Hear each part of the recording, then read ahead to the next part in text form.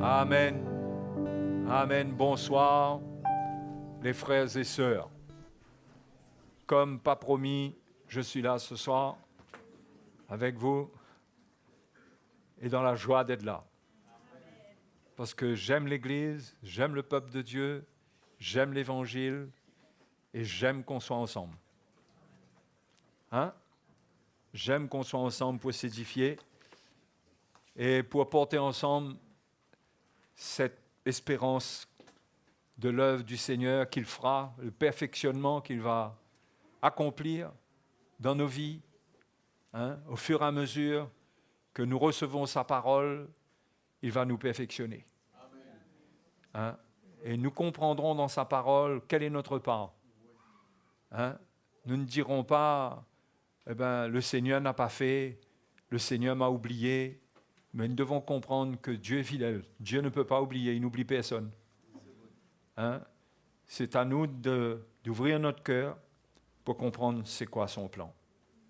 Et quand je lis l'épître de Jean, j'avoue que depuis hier, je le fais en suppliant le Seigneur qu'il nous révèle des choses dans cette épître. Je dis, Seigneur, mais je veux comprendre pourquoi Jean a parlé comme ça. Qu'est-ce qu'il a voulu dire? Et je crois vraiment que le Seigneur veut entendre nos prières quand nous lui demandons de nous éclairer. Et cette épître de Jean, on a l'impression qu'elle est différente des épîtres de Paul. C'est vrai dans un sens, mais ces écrits partent d'une même révélation, d'un même fondement. Peut-être que Paul a exprimé les choses comme quelqu'un qui a le sens de la transmission de la théologie. Il avait une manière d'exprimer les choses qui était très riche. Et puis il avait une lumière qui lui était particulière. Mais les autres apôtres, eux aussi, ils travaillaient à partir du fondement de Christ et Christ crucifié. Et même si Jean ne mentionne pas Jésus-Christ crucifié comme fondement, c'est là. C'est là. Sauf qu'il ne développe pas ça de la même manière. Il ne met pas l'emphase sur la même chose. C'est la même chose, mais en même temps, ce n'est pas la même chose. Dans le sens que c'est la même révélation, c'est le même fondement, mais Jean attire notre attention sur l'importance de l'amour. Et il le fait en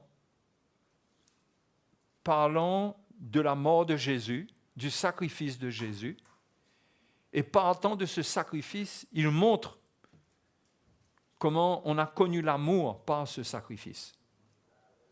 Ça vient de ce sacrifice. Okay? Et on voit que dans son évangile, dans sa lettre, dans son épître, au chapitre 2, verset 1, il commence en parlant de la mort du Seigneur. Il dit que Jésus, au verset 2, chapitre 2, verset 2, 1 Jean, Jésus est lui-même une victime expiatoire pour nos péchés, et non seulement pour les nôtres, mais aussi pour ceux du monde entier. OK? Donc là, il parle de la mort sacrificielle de Jésus, sa mort sur le plan expiatoire, comment cela nous rachète de nos péchés, nous amène le pardon de nos péchés, et même expiation dans le sens que ça ôte même le péché des hommes, c'est là pour nous. Et il commence comme ça, et au fur et à mesure, entre les écrits, dans tout ce qu'il dit, il revient à chaque fois sur l'amour. Si vous voulez prendre le temps de lire l'épître de Jean, vous verrez cela. Il revient sur l'amour et il part sur les antichrists, sur les fausses doctrines, sur les faux esprits, et puis il revient sur l'amour. À chaque fois, il revient sur l'amour. Et quand on regarde plus loin encore, il parle du sacrifice continuellement au chapitre 3, au verset 1. Il dit, voyez, quel amour le Père nous a témoigné pour que nous soyons appelés enfants de Dieu, bien sûr. Il parle de l'amour de la croix, de la mort de Jésus. Hein? Donc, il le dit au chapitre 3. Et plus devant, au chapitre 3 et au verset 16, là, il le dit bien, il dit « Nous avons connu l'amour en ce qu'il a donné sa vie pour nous. » Là, il commence à mettre l'amour avec le sacrifice de Jésus. Nous avons connu l'amour en ce qu'il a donné sa vie pour nous. OK?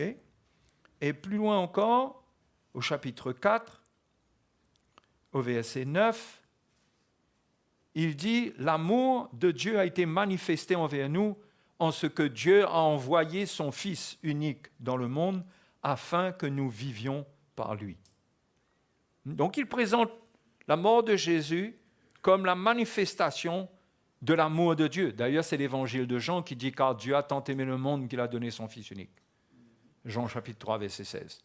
Okay? Donc il parle du sacrifice de Jésus, il parle de l'amour de Dieu manifesté par le sacrifice de Jésus. C'est ce qu'il reprend ici. L'amour de Dieu a été manifesté envers nous en ce que Dieu a envoyé son Fils unique dans le monde afin que nous vivions pour lui.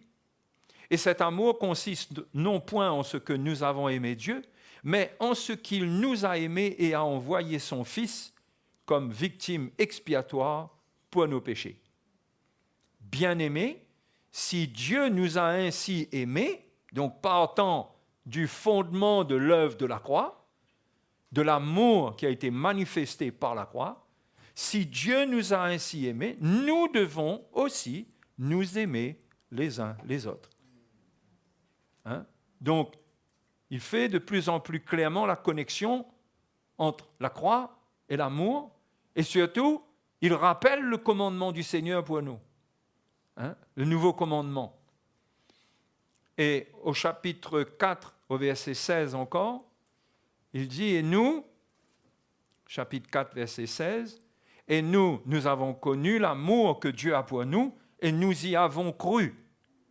Donc là, il place carrément la foi en Dieu comme étant une foi en l'amour de Dieu. D'accord ? Il dit, nous y avons cru. Nous avons cru en l'amour que Dieu a pour nous. Verset 19 nous dit encore, pour nous, nous l'aimons parce qu'il nous a aimés le premier. Hein? Donc, si on fait une petite synthèse de tout ce que Jean dit, on voit que Jean parle de l'amour comme étant un élément fondamental de la croix et que par la mort de Jésus, c'est l'amour de Dieu qui a été manifesté. Okay? Lui, il parle de l'amour, bien qu'il parle de la vie aussi, okay? Mais lui, il parle beaucoup de l'amour. Quand Paul parle de la croix, il parle de la mort et de la résurrection. Okay? Paul, lui, il parle beaucoup de la mort et de l'amour. D'accord? Jean, il parle de la mort du Seigneur et de l'amour qui en découle et comment cet amour découle de la mort de Christ et c'est pourquoi ça doit être notre fondement. Si Jésus-Christ crucifié est notre fondement, son amour doit se manifester dans notre vie comme un fondement de notre vie.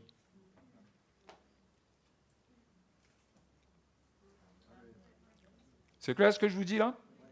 Hein? Il le dit au fur et à mesure, il développe cela. Et si on regarde bien tout ce qu'il dit entre, il avertit concernant les antichrists, concernant les faux docteurs, les faux prophètes et tout ça. C'est comme si il met en garde l'Église de s'éloigner de la croix et de s'éloigner de l'amour de Dieu. De s'éloigner de l'amour de Dieu. Et on s'éloigne de l'amour de Dieu et on s'éloigne de Dieu quand on néglige le commandement que le Seigneur nous a donné. Quand on ne le vit pas. Or, la manière dont il présente ce commandement,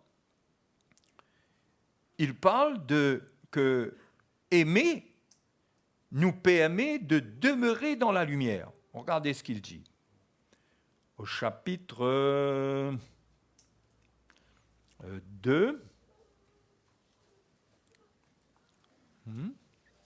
verset 10. Celui qui aime son frère demeure dans la lumière. OK? Celui qui aime son frère demeure dans la lumière. C'est important de comprendre de quoi est-ce qu'il parle, parce que la lumière représente je ne sais pas s'il faut dire la sphère, ou ça représente l'environnement spirituel dans lequel nous sommes avec Dieu. La lumière. OK? Et si c'est le cas, il dit que pour demeurer, celui qui aime son frère, il demeure dans la lumière. Or, nous sommes appelés à demeurer dans la lumière, pas à aller dans les ténèbres. Donc, Jean montre l'importance de l'amour pour demeurer dans la lumière. Au fait, il commence son épître au chapitre 1 et au verset 5. La nouvelle que nous avons apprise de lui et que nous vous annonçons, c'est que Dieu est lumière et qu'il n'y a point en lui de ténèbres. Si nous disons que nous sommes en communion avec lui et que nous marchions dans les ténèbres, nous mentons et nous ne pratiquons pas la vérité. Mais si nous marchons dans la lumière, comme il est lui-même dans la lumière, nous sommes mutuellement en communion et le sang de Jésus, son Fils, nous purifie de tout péché. OK? Nous sommes mutuellement en communion avec lui et ensemble dans la lumière, et il dit, et c'est là que le sang de Jésus, son Fils, nous purifie de tout péché. L'important, c'est donc de marcher dans la lumière, et c'est dans la lumière que nos péchés sont purifiés. Bien sûr, quand quelqu'un est dans les ténèbres, la première fois, il est dans les ténèbres, l'Évangile l'appelle. Mais qu'est-ce qu'il fait? Il vient dans la lumière avec le Seigneur en se repentant de ses péchés. Le Seigneur l'accueille et l'accepte. Et le sang de Jésus le purifie, le lave. Et il est transporté du royaume des ténèbres au royaume de la lumière, mais maintenant il doit demeurer dans la lumière. Et faire attention à ne pas marcher dans les ténèbres. OK? Maintenant, s'il est chrétien et qu'il y a quelque chose qui se passe, eh bien, c'est important qu'il soit dans la lumière quand il y a des choses qui se passent qui ne vont pas. Parce qu'on n'aura pas une vie parfaite. On ne peut pas avoir la perfection. On ne marche pas dans le péché, on ne vit pas dans le péché, mais vivre dans la lumière, cela ne veut pas dire qu'on vit sans aucun défaut, sans aucun problème. D'accord? Donc, Jean doit enseigner là, c'est quoi vivre dans la lumière? Il parle tout d'abord d'une attitude de sincérité par rapport à la vérité. Il dit que si nous n'acceptons pas quand le Seigneur nous montre notre péché, nous ne nous repentons pas, nous faisons de lui menteur. Nous nous opposons à sa parole. Et dans ce cas, la vérité ne demeure pas en nous, elle n'est pas en nous.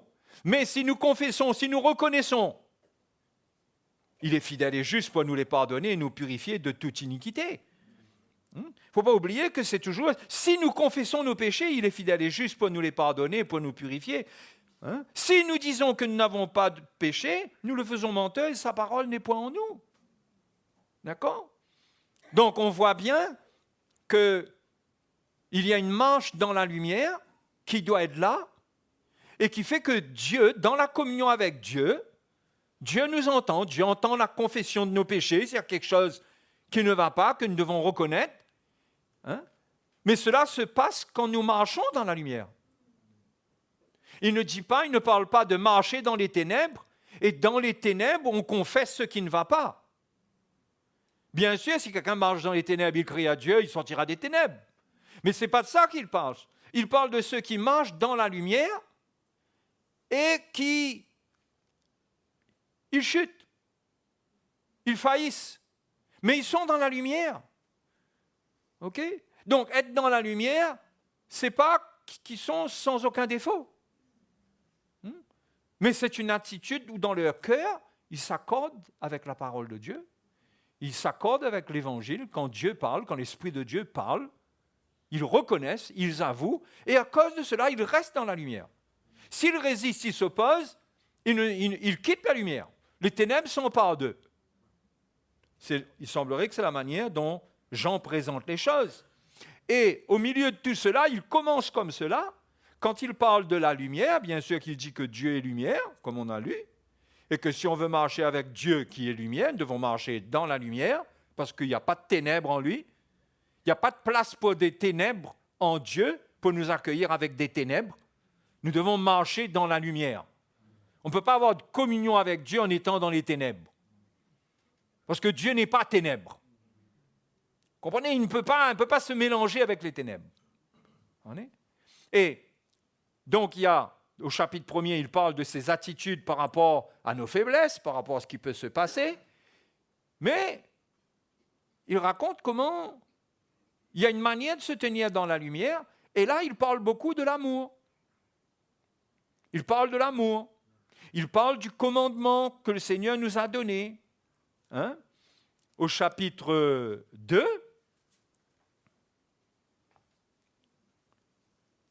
il dit au verset 7, « Bien-aimés, ce n'est pas un commandement nouveau que je vous écris, mais un commandement ancien que vous avez eu dès le commencement. » Il faut comprendre que quand Jean écrit cela, c'est en l'an 95. D'accord ?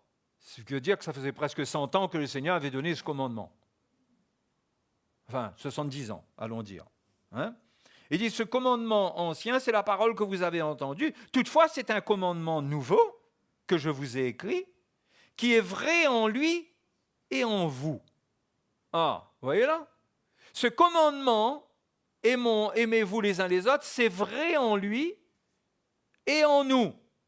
C'est vrai en lui parce que lui, il est venu donner sa vie pour nous, il a porté l'image de l'homme sans le péché, et il a manifesté l'amour envers l'homme en étant lui-même fils de l'homme, en donnant sa vie. Et ça, c'est vrai en lui. Jusqu'à aujourd'hui, c'est vrai dans le Seigneur, la manière dont il nous aime. Cet amour qu'il a pour nous, c'est quelque chose qu'il a manifesté à la croix, il a donné sa vie, et c'est quelque chose qui doit être vrai en nous. Ça doit être vrai en nous. Il dit, c'est un commandement nouveau que je vous écris, qui est vrai en lui et en vous. Nous sommes appelés à vivre ce commandement nouveau pour vivre ce qui est en lui, nous-mêmes, afin d'être en communion avec lui. Si nous vivons ce qui est en lui, si ce qui est en lui vit en nous, nous serons en communion avec lui. Qui comprend ? Il dit, car les ténèbres se dissipent et la lumière véritable paraît déjà. On approche la fin des temps. La lumière vient, le Seigneur vient. Et dans l'Église, les ténèbres vont se dissiper parmi ceux qui marchent dans cette lumière. Ils auront des victoires de plus en plus. La lumière va grandir dans l'Église. Et la lumière véritable paraît déjà. Parce qu'elle est déjà au milieu de nous. Comment ? Au travers du nouveau commandement. C'est en marchant dans le nouveau commandement que sa lumière est là et que nous demeurons dans sa lumière. Je fais du mieux que je peux pour vous parler de ces choses. Je compte sur la grâce de Dieu pour que vous puissiez les comprendre.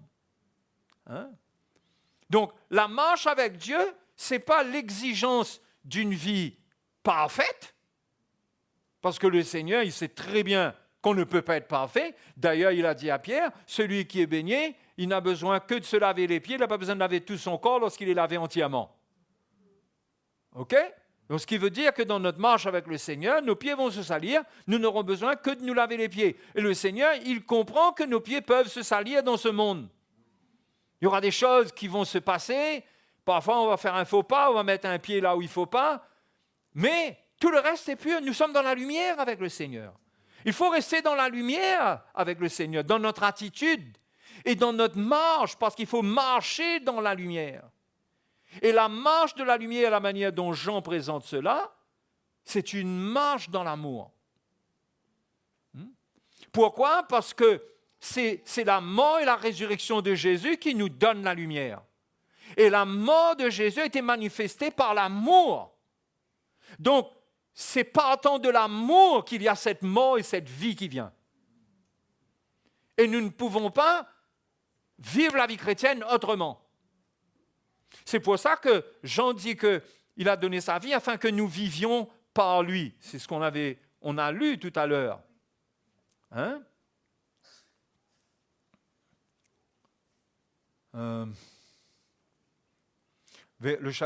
Chapitre 4, verset 9, je relis pour vous. L'amour de Dieu a été manifesté envers nous en ce que Dieu a envoyé son Fils unique dans le monde afin que nous vivions par lui.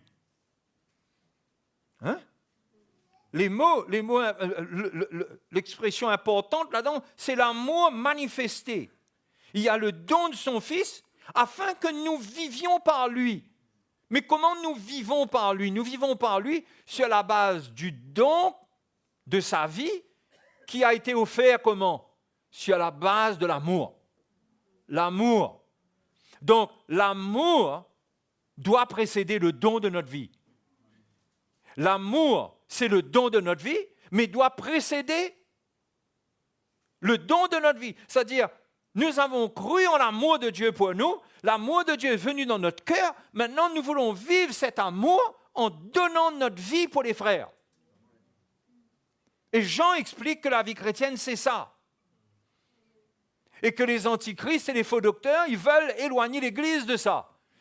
Ils veulent éloigner l'Église de la simplicité de l'Évangile et rentrer dans toutes sortes de théologies. Mais la vie chrétienne elle-même, elle est toute simple. L'amour de Dieu nous a sauvés, nous avons cru en l'amour de Dieu. L'amour de Dieu a initié le salut. L'amour de Dieu est à l'origine de tout, car Dieu a tant aimé le monde qu'il a donné son Fils unique. Eh bien, nous, l'amour doit être à l'origine de toutes choses et nous devons marcher dans l'amour. Et quand nous marchons dans l'amour, nous donnons notre vie pour les frères. Celui qui aime son frère, il demeure dans la lumière. C'est-à-dire, il reste en communion avec Dieu, il ne marche pas dans les ténèbres. Jean donne des précisions, il dit que celui qui marche dans la lumière, aucune occasion de chute n'est en lui. Il n'est pas une occasion de chute pour son frère. Dans cette lumière, il comprend qu'est-ce qu'il doit faire avec sa vie. Il est libre, mais il ne fait pas n'importe quoi. Il est sensible à ce que l'Esprit de Dieu lui montre.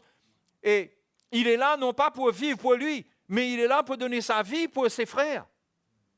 C'est ce qui motive, c'est ce qui devrait motiver sa vie chrétienne, puisque c'est le commandement que Jésus a donné.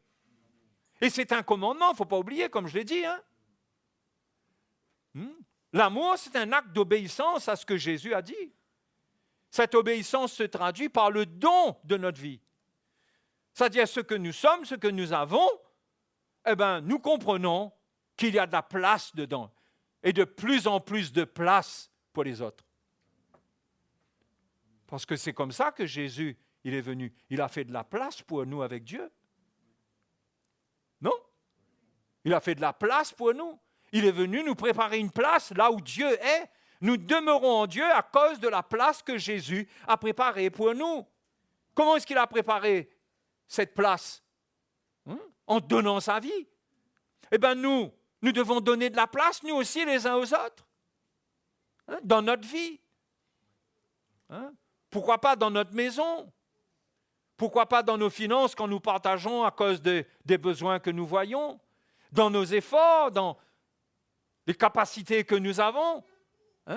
C'est l'amour qui fait que nous créons de la place pour les autres. Et c'est comme ça que nous vivons par lui. C'est comme ça que nous allons ressentir la vie par lui. S'il n'y a pas l'amour qui fait don de la vie, il n'y aura pas de vie. La vie va mourir. Parce qu'on ne peut pas donner notre vie par obligation. Il n'y a pas de vie là-dedans. Ça, c'est la loi. Mais c'est l'amour qui doit nous motiver. Hein? Et Jean dit, nous l'aimons parce qu'il nous a aimés le premier. L'amour ne vient pas de nous. L'apôtre Paul dit que l'amour a été déversé dans nos cœurs par le Saint-Esprit. Dieu a mis son amour en nous. Mais le problème, c'est que si nous nous laissons aller dans la chair, eh bien, cet amour n'est plus en nous. C'est ce que 1 Jean chapitre 2 nous dit. 1 Jean 2.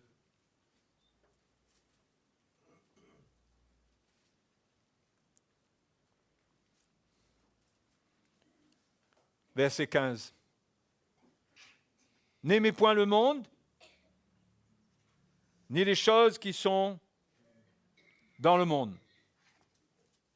Si quelqu'un aime le monde, l'amour du Père n'est point en lui. Hein? Vous réalisez si on n'a pas l'amour du Père en nous? Comment on va marcher dans la lumière si on n'a plus l'amour du Père en nous? On n'aura pas de force pour faire la volonté de Dieu, pour pratiquer le premier commandement. Parce que ce commandement de s'aimer les uns les autres, on peut le pratiquer que par l'amour qu'on a reçu de lui, parce que c'est lui qui nous a aimés le premier. Mais celui qui perd ça, qu'est-ce qu'il va manifester? Qu'est-ce qu'il va manifester? Il ne pourra rien manifester. Ou ce qu'il va faire sera charnel, sera religieux. Donc, si quelqu'un aime le monde, l'amour du Père n'est point en lui, car tout ce qui est dans le monde, la convoitise de la chair, la convoitise des yeux, l'orgueil de la vie, ne vient point du Père, mais vient du monde. Et nous l'avons vu dimanche, que ces choses, la convoitise et l'orgueil et toutes ces choses, ça ne permet pas à l'amour de Dieu de demeurer dans quelqu'un, parce cela va lui faire vivre une vie pour lui-même, pour le péché, pas pour la gloire de Dieu et pas pour son prochain. Donc, comment l'amour du Père va-t-il rester? C'est ce qu'il dit encore plus loin, au chapitre 4, je crois. Chapitre 3, verset 16. Nous avons connu l'amour en ce qu'il a donné sa vie pour nous. D'accord? Donc, vous comprenez de plus en plus clairement que pour faire connaître l'amour de Dieu, il s'agit du don de notre vie, nous aussi. On ne fait pas connaître l'amour de Dieu avec un langage. Avec des « je t'aime, mon frère, je suis avec toi ». Hein? Nous aussi, nous devons donner notre vie pour les frères. Si quelqu'un possède les biens du monde, c'est un exemple qu'il donne, et que voyant son frère dans le besoin, il lui ferme ses entrailles, comment l'amour de Dieu demeure-t-il en lui? Là encore. Hein? Donc, on a besoin de l'amour de Dieu. Qui plus est, l'amour de Dieu. C'est ça qui nous comble. C'est ça qui nous comble. Si vous lisez dans l'évangile de Jean, au chapitre 15,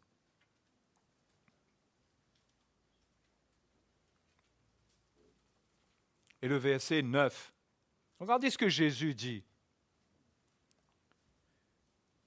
Comme le Père m'a aimé, je vous ai aussi aimé. Demeurez dans mon amour. Si vous gardez mes commandements, vous demeurerez dans mon amour.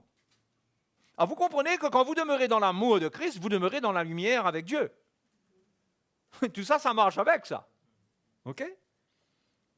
Vous demeurerez dans mon amour, de même que j'ai gardé les commandements de mon Père et que je demeure dans son amour. Je vous ai dit ces choses, afin que ma joie soit en vous et que votre joie soit parfaite. Hein? Alors, vous savez, ce n'est pas un verset pour dire « Ah, le Seigneur nous a promis qu'il va mettre en nous sa joie et que notre joie va être parfaite. » Non! Ce qu'il dit là est en relation avec ce qu'il vient de dire avant. Il parle du commandement, il parle de demeurer dans l'amour de Dieu, dans son amour, et c'est comme ça que notre joie sera parfaite, que sa joie sera en nous, parce que quand nous allons demeurer dans son amour, sa joie sera en nous, sa joie sera notre force, parce qu'il va nous approuver, il va être avec nous. Hein? Et notre joie sera parfaite. Donc, ce que l'on est en train de partager concernant le fait de demeurer dans l'amour de Dieu, de garder l'amour de Dieu en aimant les frères, c'est quelque chose qui comble le chrétien, qui comble son cœur de joie. Et la vie chrétienne devient triste quand on n'obéit pas à ce commandement, quand on ne demeure pas dans l'amour.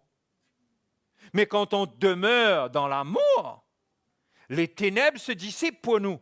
Au fur et à mesure, nous grandissons dans la lumière. Hein? Et au fait, je crois que ça va être ce qui va se passer dans l'Église avant que Jésus revienne. L'amour va augmenter dans l'Église. Les ténèbres vont être dissipées, l'Église va être purifiée, la lumière va paraître de plus en plus forte au milieu de l'Église, et ceux qui marchent dans cette lumière, ils vont aimer les frères, ils vont pratiquer le nouveau commandement, non? Ils vont avoir une grande joie. Ça, c'est avant que le Seigneur vienne. C'est avant que le Seigneur vienne.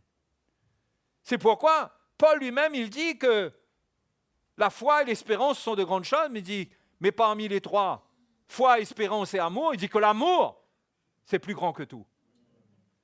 Parce que l'amour demeure éternellement. L'amour, c'est l'élément qui quittera jamais nos vies. C'est pour l'éternité. Donc, s'il y a une chose qui représente le royaume de Dieu, même le royaume de Dieu sur un plan éternel, c'est l'amour. Je ne sais pas comment on va vivre cela pendant l'éternité, mais c'est l'amour. C'est l'amour de Dieu qui va prendre nos vies. S'il y a une chose qui sera notable pendant l'éternité, c'est que nous serons dans l'amour de Dieu. Nous serons dans son amour. Imaginez, mes frères et sœurs. Immergés dans l'amour de Dieu. Mais aujourd'hui, nous pouvons goûter à cela et avoir une joie parfaite si nous demeurons dans son amour, dans notre manière de vivre, en donnant notre vie pour les frères, pour l'Église. Nous pouvons avoir cette joie parfaite en nous. Elle ne sera pas la joie que nous aurons quand nous serons débarrassés de cette nature charnelle, mais Jésus a dit qu'elle sera parfaite.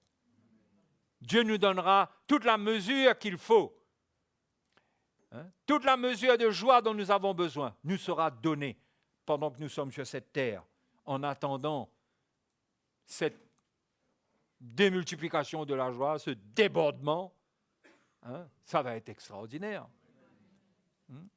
Donc, dans l'Église, tout va diminuer. Bien sûr que la foi va grandir, l'espérance va grandir. Tant que Jésus n'est pas revenu, l'espérance va grandir.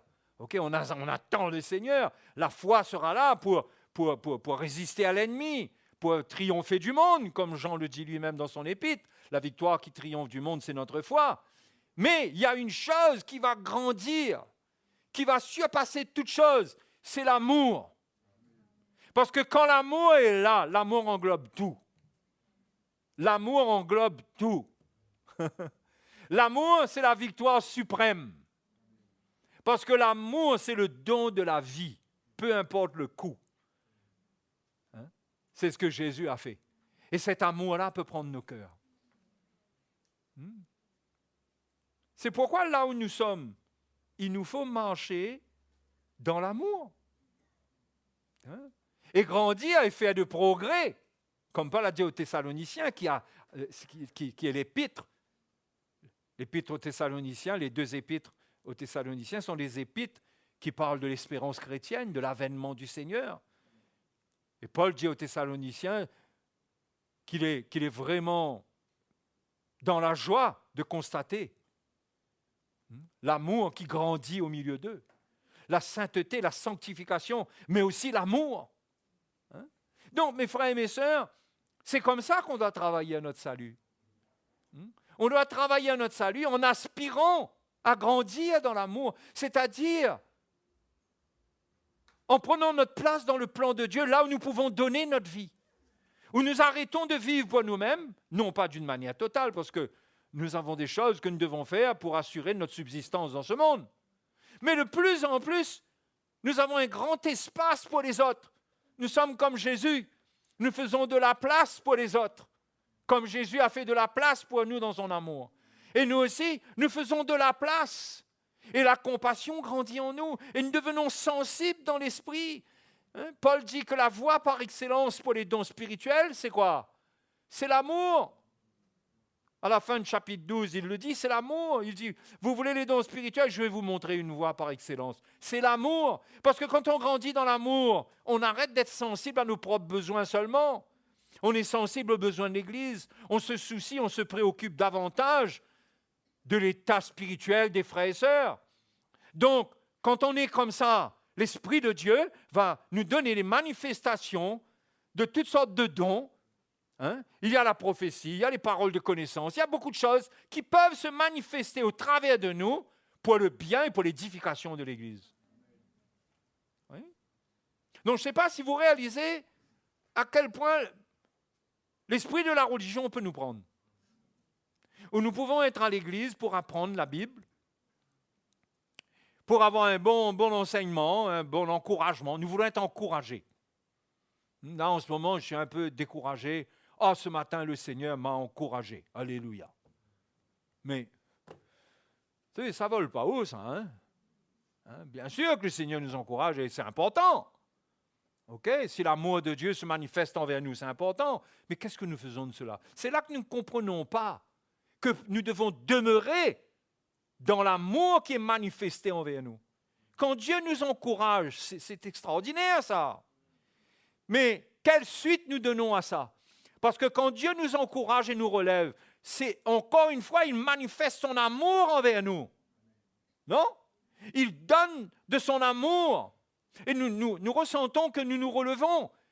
Mais nous sommes appelés à faire quoi avec ça? Nous sommes appelés à demeurer dans cet amour. Non? Et nous n'allons pas demeurer dans cet amour en recommençant à vivre contrairement à l'amour de Dieu. C'est pourquoi nous avons des hauts et des bas. Ça peut arriver qu'on a des hauts et des bas en termes d'être éprouvés, mais dans notre foi, dans l'assurance qu'on porte, dans notre persévérance, nous devrions être sur un chemin où nous allons grandissant, progressant. Mais où est-ce qu'il y a un problème? C'est qu'on se suffit à un encouragement. Certains se suffisent à une prophétie qu'ils entendent, le Seigneur leur a parlé, ils rentrent chez eux, ils ont été bénis, merci Seigneur, amen. Et après, qu'est-ce qu'ils font de leur vie? Il faut demeurer dans cet amour-là, chaque fois que Dieu nous ramène dans son amour.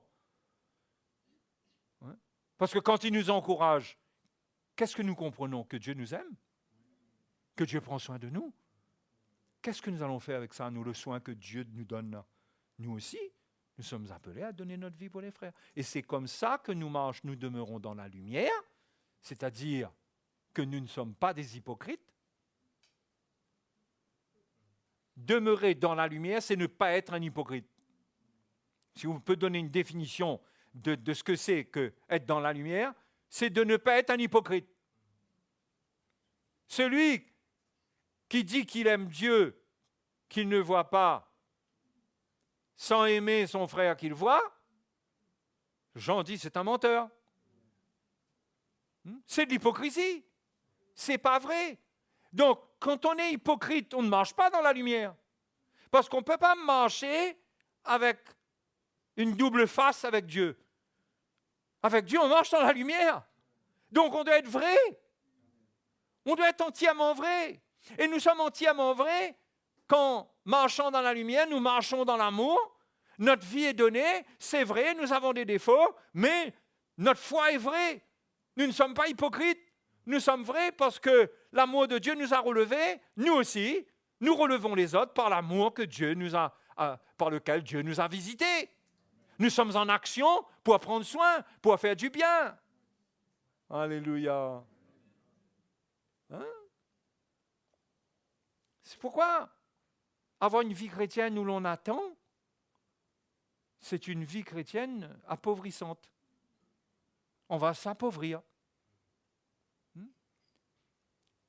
Et encore plus, si on répond à la convoitise, on vit dans la convoitise, on vit dans la chair, on vit avec les choses du monde, on consomme notre vie chez nous-mêmes, ben, on a tous les ingrédients qu'il faut pour que l'amour du Père ne soit plus là.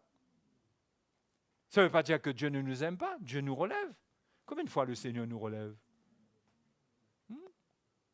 Combien de fois nous pouvons être éprouvés au-dedans de nous, nous sentons que nous ne sommes pas ça, nous sommes un peu secs.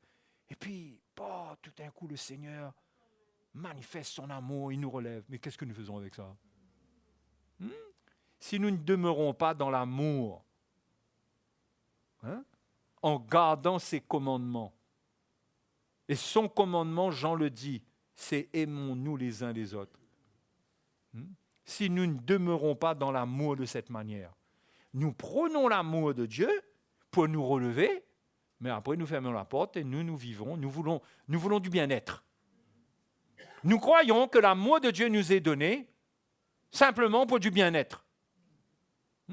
Oui, l'amour de Dieu nous comble, Jésus l'a dit. Il a dit ces choses afin que notre joie soit parfaite, bien sûr.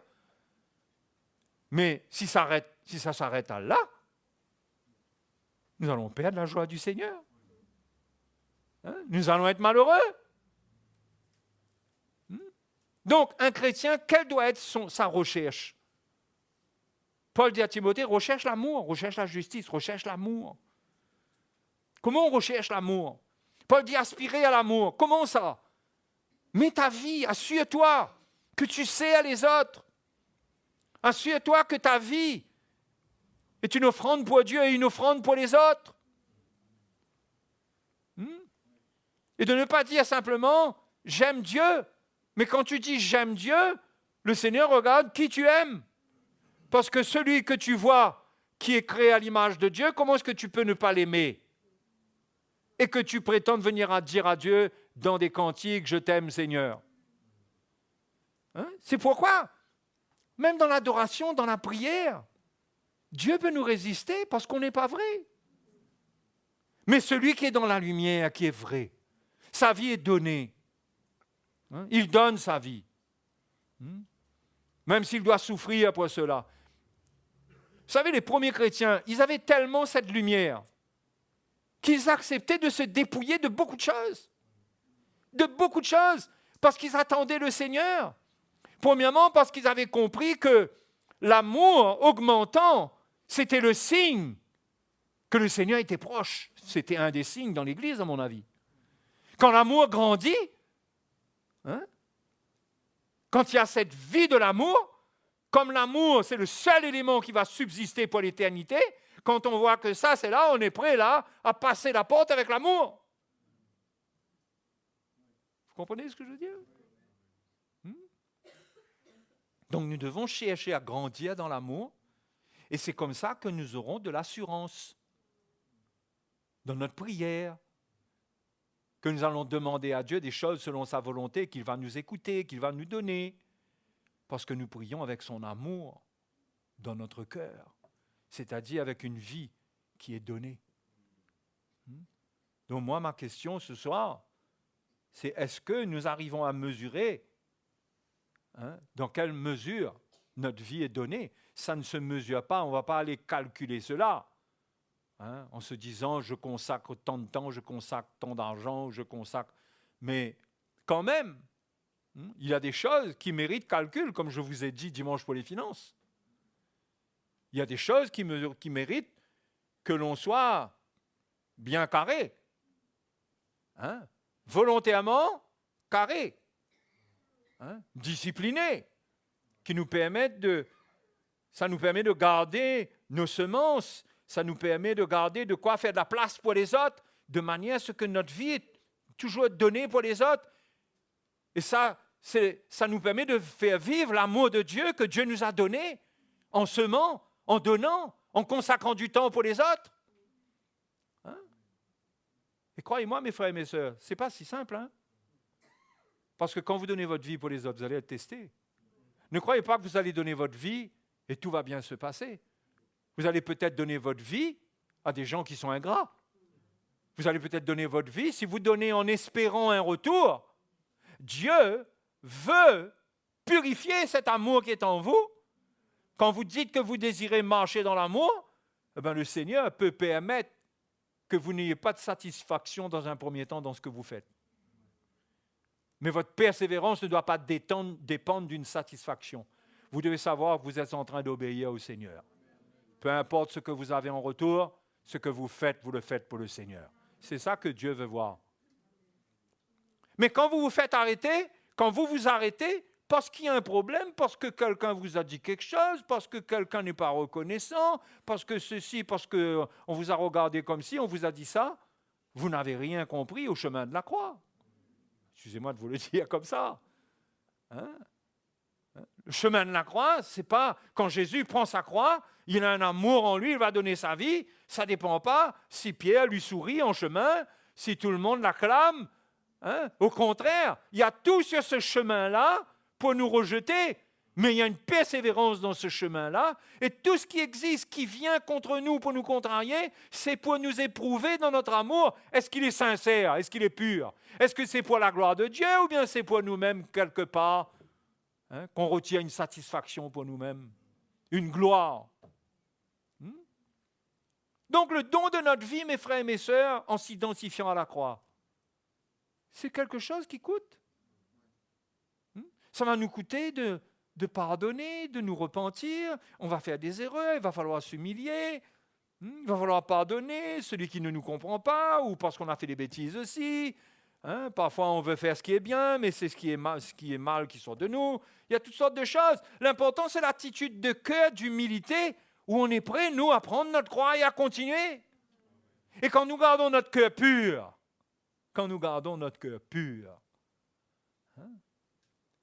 nous allons avoir une joie dans notre cœur.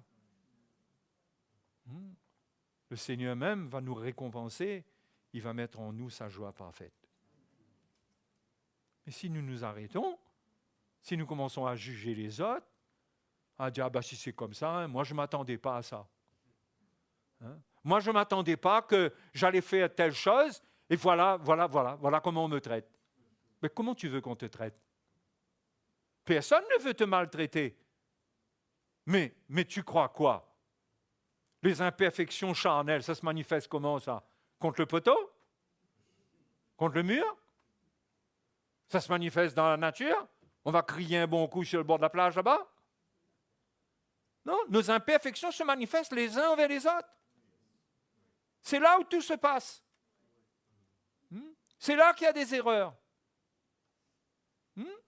Bon, ça peut se passer aussi envers notre chien s'il nous a mordu ou je ne sais pas trop quoi. Ok. Mais c'est surtout dans nos relations, dans ce que nous sommes en train de faire ensemble. Nous servons le Seigneur ensemble. Oui, mes frères et sœurs, Dieu doit travailler notre vie. C'est pas ce dont je vous parle là. C'est pas le paradis, ça. Au contraire, c'est venir affronter la chair là en face. Parce que tant qu'on est religieux, on est visiteur, on est là de loin, oui, on aime l'église, on aime l'évangile, bonjour ma soeur, bonjour mon frère, et tout ça. Quel problème on a? On est comme ça, tout le monde est gentil avec nous, mais c'est comme ça dans la vie, non? Quand vous voyez les gens dans le monde que vous ne connaissez pas, vous allez les agresser? Est-ce qu'ils vous agressent? Pas toujours, il y a des gens qui sont méchants, qui vous agressent pour rien. Mais tout le monde peut être gentil quand on ne vit pas ensemble. Mais quand on commence à servir le Seigneur ensemble, c'est là que notre nature charnelle commence à prendre le dessus. Et c'est là qu'il faut demeurer dans son amour. C'est là qu'il faut demeurer dans son amour. En faisant quoi? En faisant ce qu'il a fait à la croix, en pardonnant. Quand quelque chose ne va pas. Si tu veux demeurer dans l'amour de Dieu et tu veux régler les comptes, tu veux passer ton temps à régler les comptes, tu ne demeures pas dans l'amour de Dieu. Parce que l'amour de Dieu ne règle pas les comptes, l'amour de Dieu pardonne. Si tu veux demeurer dans son amour, tu devras pardonner. Ah, mais j'arrive pas. Tu n'arrives pas pourquoi? Tu es né de nouveau ou tu n'es pas né de nouveau? Si tu es né de nouveau, prie le Seigneur, il va t'aider. Est-ce que tu t'édifies? Est-ce que tu es revêtu de la cuirasse de l'amour? Est-ce qu'il y a une édification dans ta vie? Est-ce que tu as pris un chemin pour que l'amour soit une cuirasse? Ou bien tu es resté fragile sous une coquille d'œuf qui peut casser pour rien? Hein? Il faut s'exercer à la piété, nous dit l'apôtre Paul. Exercez-vous à la piété. C'est-à-dire qu'on prend un chemin où on donne notre vie. On veut plaire à Dieu et on est fortifié et on grandit spirituellement. Sinon, on demeure des petits bébés. On est fragile. Hein? La moindre remarque nous blesse. Hein? Il faut que tout le monde soit gentil tout le temps. Il ne faut pas que personne, il faut surtout pas que quelqu'un passe à côté de nous et ne nous remarque pas. Parce que le fait qu'il ne nous remarque pas pour nous, ça va vouloir dire qu'il n'a pas voulu faire un cas avec nous. Mais on va être misérable en vivant comme ça. On doit pouvoir regarder tout le monde passer à côté de nous, pas nous dire bonjour et être heureux. Et aller les rejoindre pour les bénir et les servir. Hein? C'est comme ça qu'on grandit spirituellement. On n'est plus dépendant de la chair, de ce que la chair donne. Mais on est là pour donner de la part de Dieu, comme Jésus à la croix. On fait connaître l'amour en ce qu'il a donné sa vie. Et nous, on donne notre vie et on fait connaître l'amour. Eh bien justement, quand il y a des obstacles dans nos relations, quand il y a des obstacles, et qu'on surmonte ces obstacles par l'amour, c'est là qu'on fait connaître l'amour, nous aussi. Mais quand il y a un obstacle et qu'on arrête de faire connaître l'amour, on fait connaître la chair. On fait connaître notre petit bout de caractère, là. On a raté. Quand il y a des obstacles, on est appelé à faire connaître l'amour. Mais bien sûr qu'on n'est pas parfait là-dedans. Je ne suis pas en train de dire que, il faut être parfait, attention, non. Mais si on marche dans la lumière, que c'est ça notre cœur, que c'est ça notre vie, il y aura des ratés, on aura l'occasion de chuter, de tomber un coup là, mal fait, une mauvaise attitude, des trucs qui se passent, dont on aura honte, on aura honte à les même s'humilier. Mais on prend notre croix. On est là pour mourir à cette nature charnelle. Et nous voulons la joie du Seigneur. Vous savez qu'on peut rater beaucoup d'occasions pour que la joie de Dieu soit en nous et pour que la paix du Seigneur soit en nous. Vous savez que l'orgueil nous prive de ça. Simplement le fait de nous humilier, ça nous rafraîchit. Parce que notre cœur, c'est comme si que nous revenons à la lumière. Et la lumière nous ranime. Parce que dans la lumière, il y a la résurrection, il y a la vie. Il y a tout ce que Jésus est. Nous partageons cela. Et cela nous relève. Mais quand nous résistons, nous ne voulons pas pardonner. Nous marchons dans les ténèbres. Nous avons de la haine. Nous avons de l'amertume. C'est mal parti. On va être très fatigué. On va être très, très, très, très fatigué et on s'expose à un découragement total. Et c'est ça le danger, c'est le découragement total. C'est de se dire, moi j'en ai assez.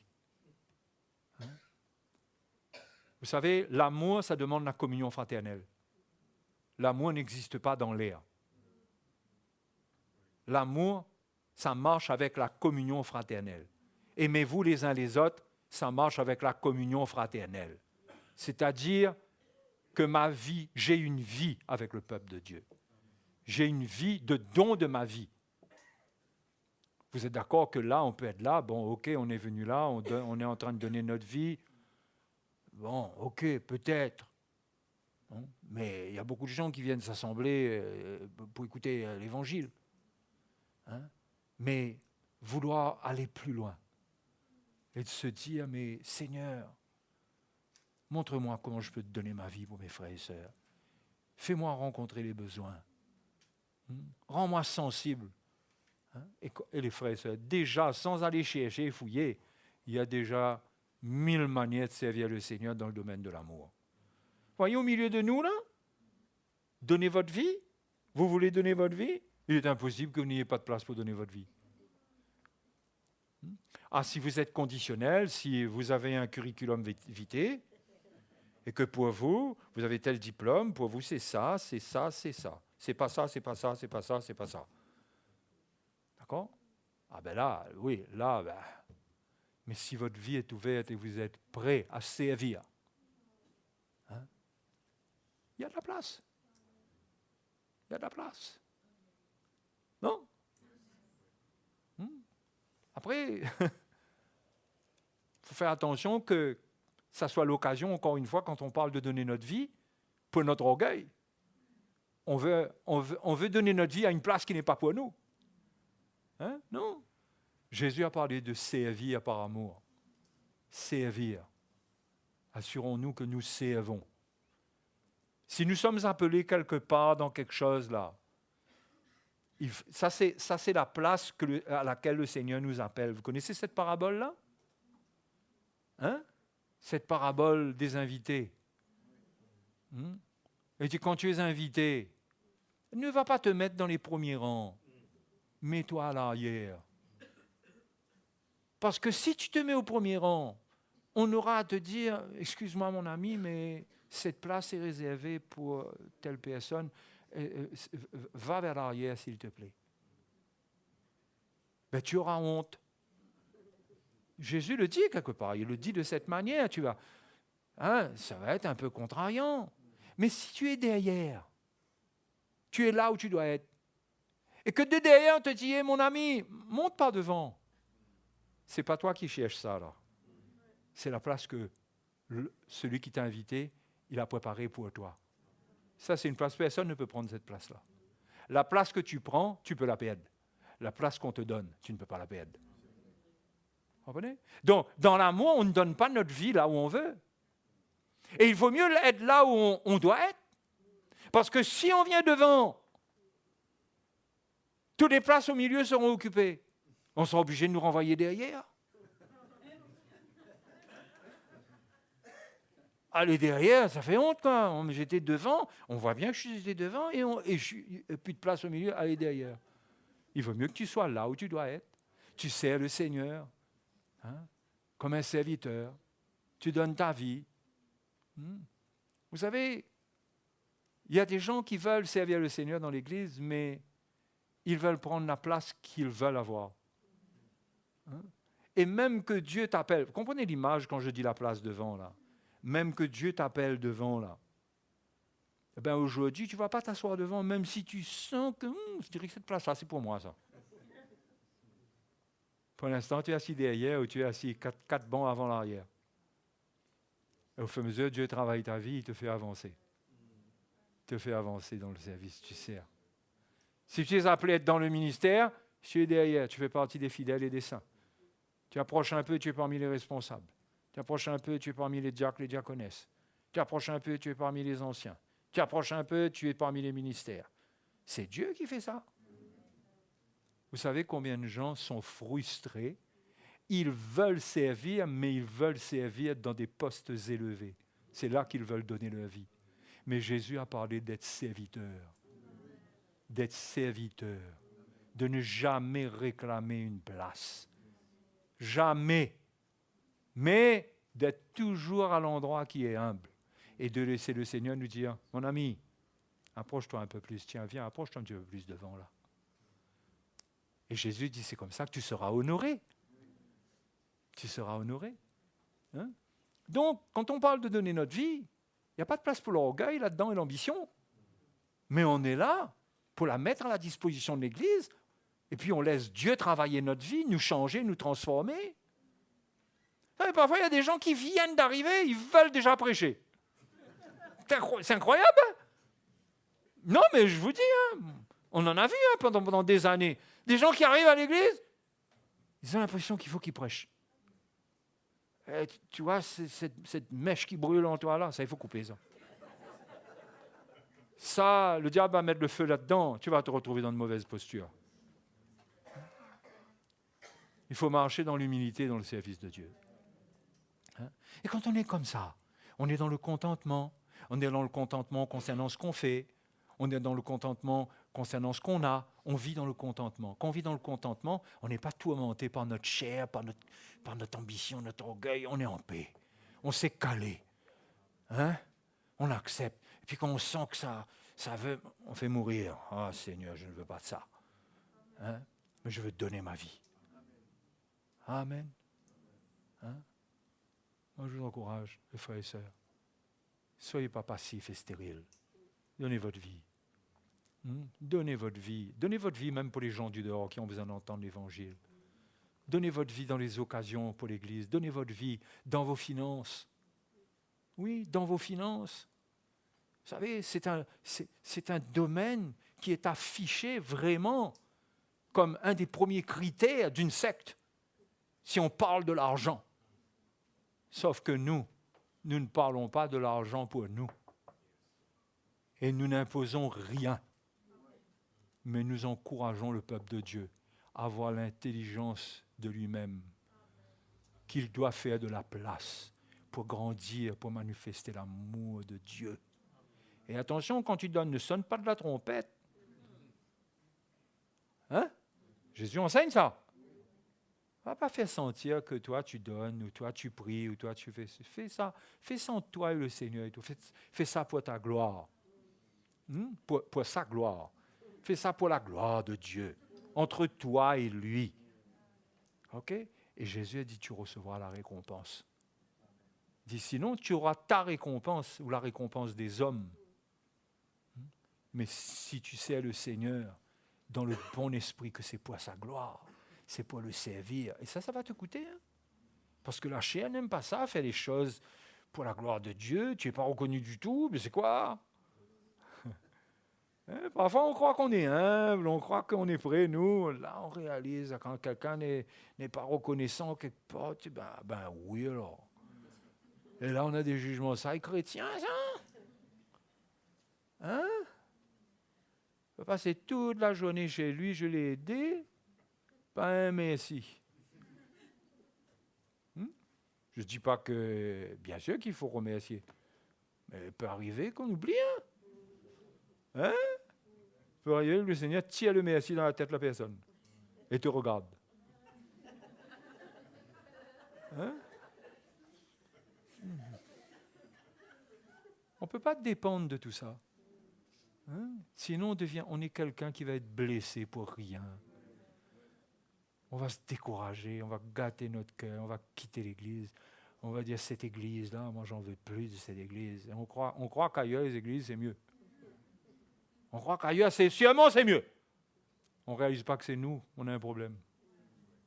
Hein? Ah oui, si tu vas dans une Église où c'est de la religion, hein, tout est mort, tout le monde est mort, les morts ne touchent pas les morts, il n'y a pas de problème entre morts. Hein?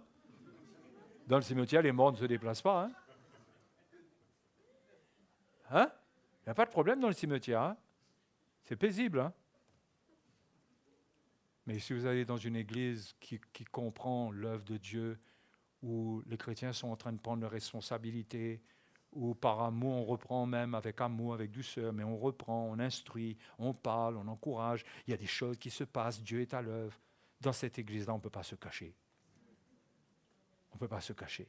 Et si on se cache, on ne va pas être bien parce qu'il faudra trouver un coin de ténèbres pour nous. Mais dans la lumière, il n'y a pas de ténèbres. Ça veut dire qu'on est mal situé là. Donc, en conclusion, je voudrais vous dire que dominer, vous connaissez dans le sport, dominer, c'est pas gagner. Vous avez déjà regardé les matchs de foot? Vous n'aimez pas le foot. Le rugby alors? Non. Le volley, le handball, un truc d'équipe. On n'est pas appelé à dominer. Hein? On est appelé. Qu'est-ce qui fait gagner un match?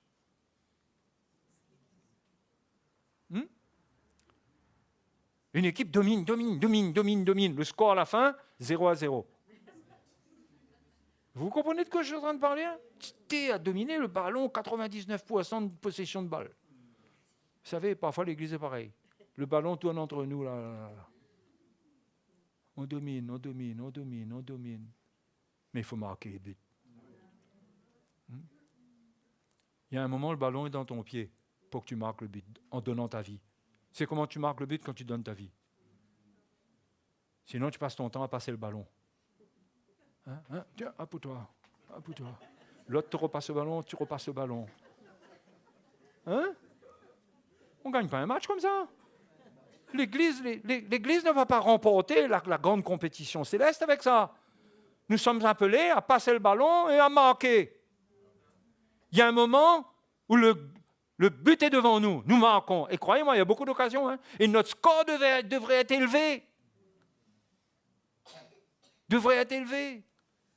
On passe notre temps à dominer. On est entre nous, on est bien, on est content. Là, on domine même, là. On domine, on est là. On écoute l'Évangile nous a envoyé, nous aussi on le renvoie un Amen. Là, allez, on domine. Mais qu'est-ce qu'on fait avec ça? Il faut marquer le but. Quand est-ce que tu vas marquer ton but? Il faut marquer des buts. Il faut devenir le numéro 10. Enfin, si vous ne connaissez pas le football, là, vous êtes perdus. Je suis désolé pour vous, mais vous pouvez comprendre quand même. Moi, je vous dis, la vie chrétienne peut avoir beaucoup de langage, peut avoir beaucoup de présence, beaucoup de religion. Et c'est bon, là, on est là. L'équipe est là. L'équipe est là, l'équipe est sur le terrain. Tout le monde est là, voilà, il domine, mais à perdu encore. Pourtant, à dominer, oui. Pourtant, le message est là. La croix est là. La vérité est là. Mais pourquoi le score est comme ça? Parce que le ballon qui est dans tes pieds, il faut que tu marques le but, il faut que tu donnes ta vie. Il faut que tu donnes ta vie. OK? Excusez-moi, je suis passé à ça là, à la fin, mais c'est pour vous montrer que c'est l'amour qui fait marquer des buts. C'est les bonnes œuvres, c'est les actions. On marque, un but. Alléluia. Et quand on marque, il n'y a personne pour nous prendre, pour nous dire « Ouais, comme sur un terrain ». Non, il n'y a que le Seigneur qui nous prend. Qui nous dit « Bravo, c'est bien ». Parfois, l'équipe n'est pas là quand on marque le but, personne n'a vu qu'on a marqué le but, mais on a marqué le but.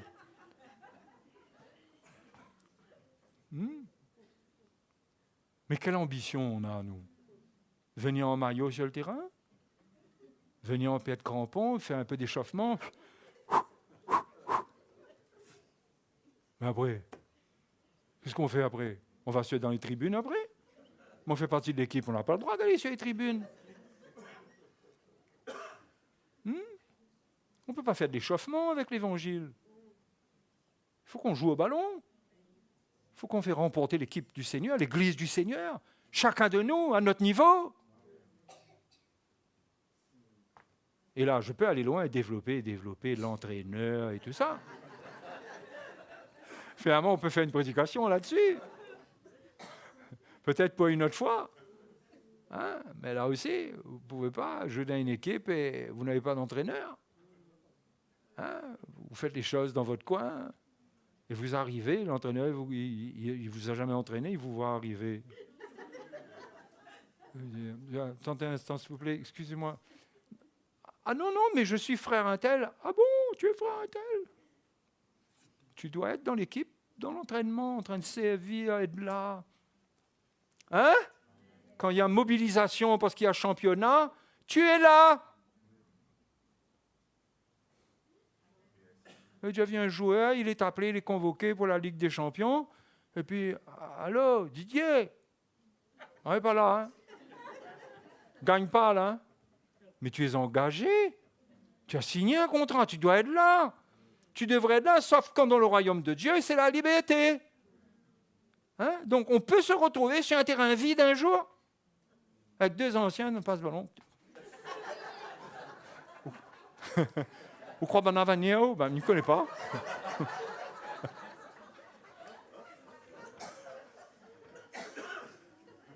Organise une évangélisation, il y a trois bonhommes là avec le ballon. En face, une équipe comme pas possible, pour empêcher de jouer. Et on a trois beaux en train de passer le ballon. Et comment vous voulez avoir des victoires? Tout le monde doit être là. Tout le monde doit être là. Il faut participer avec un cœur pur, dans un esprit humble. Mais il faut participer. Tout ça pour vous dire que ce qui fait marquer le but, c'est l'amour en action. C'est l'amour. Et l'amour en action, c'est quand on est dans la lumière. L'amour qui est soi-disant donné, mais qui n'est pas dans la lumière, là. Ce n'est pas de l'amour, ça. Il n'y a pas d'efficacité là-dedans. Le vrai amour, c'est quand on comprend l'Évangile et qu'on prend un chemin et que notre vie fait de la place pour les autres. On est serviteurs les uns des autres. Alléluia.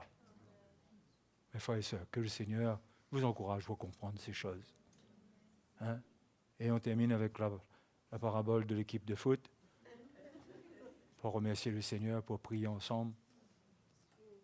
Parce qu'il ne s'agit pas là de se condamner et de se dire, ben c'est vrai, ça fait 20 ans que je suis dans l'équipe de France, je n'ai jamais joué. Il ne faut pas vous condamner.